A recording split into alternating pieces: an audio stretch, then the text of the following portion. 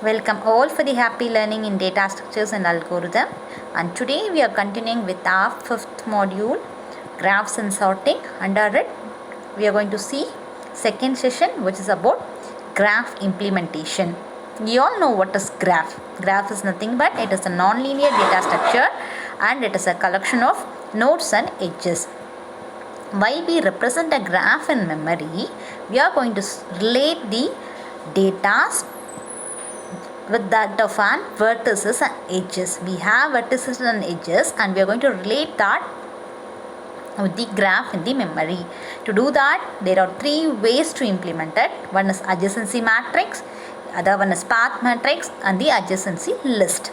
And commonly we follow adjacency matrix and adjacency list. We'll see what is adjacency matrix. It is adjacency matrix is nothing but we have it is a two-dimensional array over there, and each and every vertices, that is v into v, that is two-dimensional vertices, that is adjacent vertices will be considered here, that is v into v. And usually the vertices I and j are connected with an edge, right? I and j are the vertices and usually they are connected with an edge. So normally we represent adjacency matrix as capital A is equal to small a of I and j, where I and j are adjacent vertices.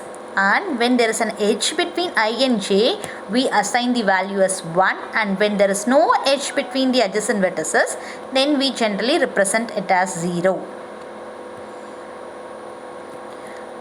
A matrix, when it has only 0 and 1, then you call that as bit matrix or Boolean matrix. Okay, this is an example for adjacency matrix. The graph here, it has 4 vertices, that is 0, 1, 2, 3. So we will be representing that into an two-dimensional matrix, that is see 1, 2, 3 is one matrix and one dimensional, and other 1, 2, 0, 1, 2, 3 is the other dimension. We represent that in the matrix as in the 2D form, two-dimensional form. And again, from a 0 to 0, from what is the path existing between each node will be calculated. For 0, it is a starting node, so 0 to 0 we don't have path, so 0 to 0 we mark it as 0. Whereas 0 to 1 we have the path as 1, that is edge we have as 1, so we are marking it as 1. Again 0 to 2 we have the edge as 1, so we are marking it as 1. Again 0 to 3 we have 1 edge, so we are marking it as 1. This is row wise calculation. And column wise calculation, 0 to 1 again we have 1, and 0 to 2 we have 1, 0 to 3 we have 1, and 1 to 1 there is no edge, so we are marking it as 0. And again for 2 to 2 we don't have an edge, so we will be marking as 0, and 3 to 3 we don't have edge, so we will be marking as 0. So when you consider from 1 to 2 you have 1, and 1 to 3 there is no direct edge, so it is 0.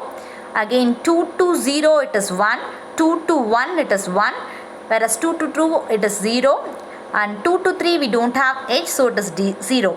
Again 3 to 0 is 1, and 3 to 1 we don't have direct edge, so it is 0. 3 to 2 we don't have direct edge, so it is 0.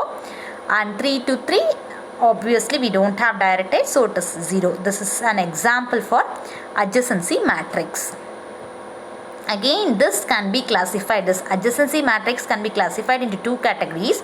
One is sparse graph, one is dense graph. Okay, sparse graph is nothing but the graph which is having less number of edges, whereas dense graph we have more number of edges. So this adjacency matrix is best suited for dense graph which is having more number of edges. Here again this can be implemented under both the cases, that is undirected graph and a directed graph. The example what we have here is an undirected graph, and how do we represent this through an adjacency matrix? Again in a two-dimensional format. So how many vertices we have? We have 1, 2, 3, 4 and 5. So 1, 2, 3, 4, 5 has been marked row wise and column wise. Again we starting with 1 to 1, it is 0. 1 to 2 we don't have direct edge, so it is 0 again. 1 to 3 we don't have direct edge, so it is 0 again. 1 to 4 it is 1, and 1 to 5 we don't have direct edge, so it is 0 again. Again 2 to 1 we don't have direct edge, so it is 0. 2 to 2 obviously we don't have, so it is 0. 2 to 3 we don't have 0, and 2 to 4 we have 1, and 2 to 5 we have 1. Again when it is 3 to 1 we don't have direct edge, so it is 0, and again 3 to 2 it is 0, 3 to 5 it is 1, and 3 to 4 we don't have direct edge, so it is 0. Clear? Again when you go with 4 to 1 we have 1, and 4 to 2 we have 1, and 4 to 3 we don't have direct, so it is 0, and 4 to 4 it is obviously 0, and 4 to 5 it is 1. Again 5 to 1 it is 0, 5 to 2 it is 1, 5 to 3 it is 1, 5 to 4 it is 1, and 5 to 5 it is 0. This is in case of undirected graph. If it is a directed graph, see this is the directed graph, your adjacency matrix is represented, say same vertices. So what is the direction we have? It is unidirectional. So 1 to 1 it is obviously 0, and 1 to 4 we have 1, and remaining we don't have, so there is no outgoing degree. So wherever you have outgoing degree, there alone you will have the value 1, and the remaining places you will have 0 in case of directed graph. So 2 to 4 the outgoing degree is 1, so only under 2 to 4 you will be having 2, we have outgoing degree as 2 to 4 and 2 to 5. So under 2 to 4 and 2 to 5 alone you will have 1, and the rest of the places you will have 0. This is how you represent adjacency matrix in case of directed graph. So there is another example, and you can try this. So how many vertices we have? A, B, C, D, E. So you are representing that row wise and column wise, and since it is a directed graph, you are going to compare with the outgoing edges. So A to A is 0, A to B it is again 0, since it doesn't have outgoing edge. Outgoing edge we have A to C it is 12, and A to D it is 60, and A to E you don't have outgoing edge, so it is 0. This is how for all the vertices you will be calculating the path, cast of all the edges. So we will see what is the advantage we have with the adjacency matrix. Okay, it is very simple to implement.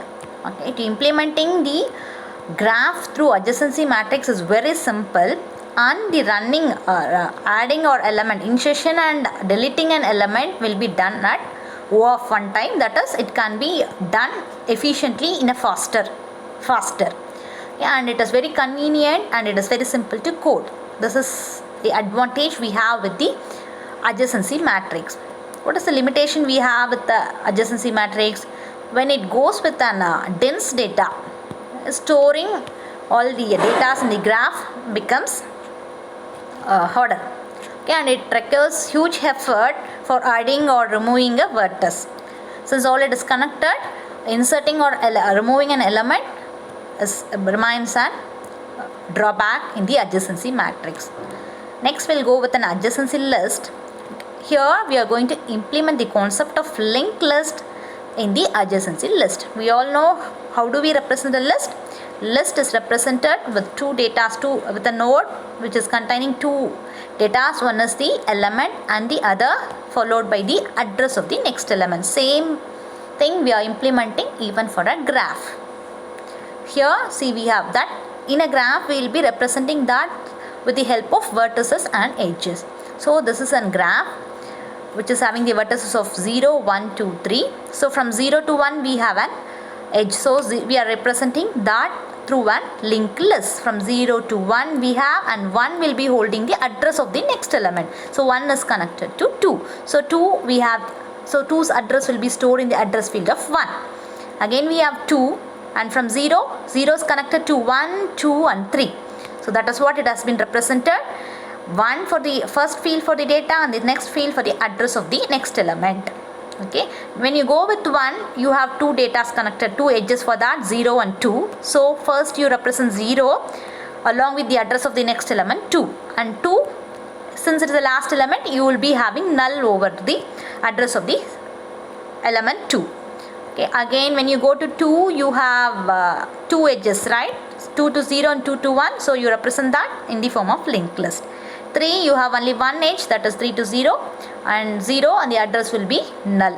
This is how you represent adjacency list.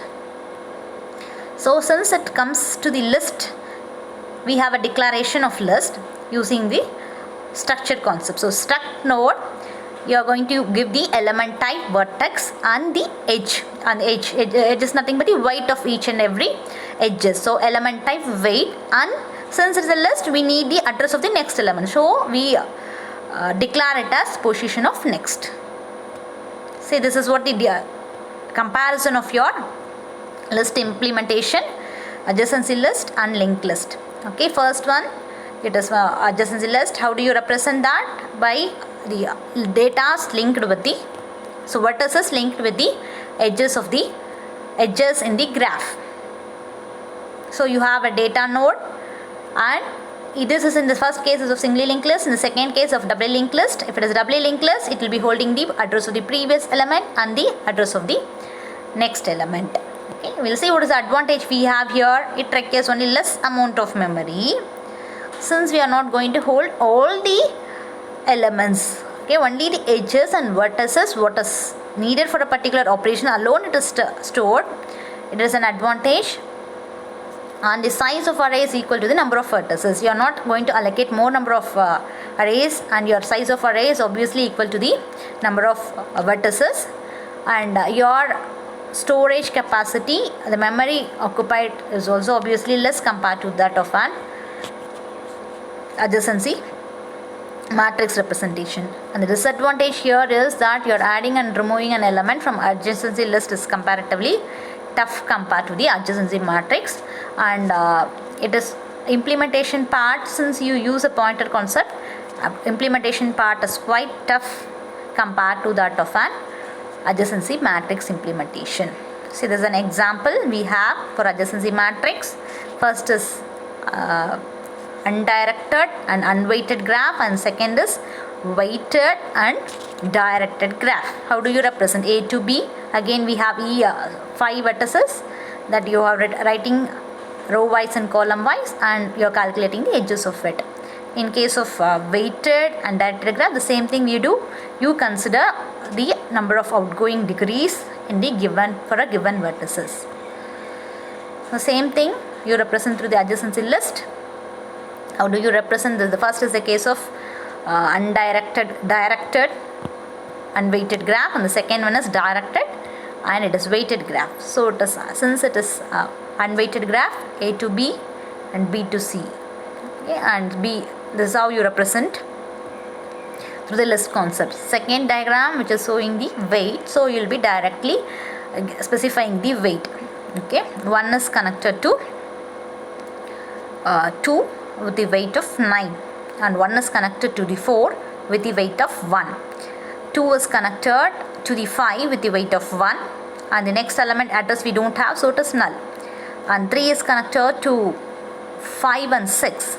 So 6 weight is for 5, and for 5 the weight is -5. So here the last element, so it will be null. This is how you represent the adjacency list. This is all about graph implementation. Thank you all.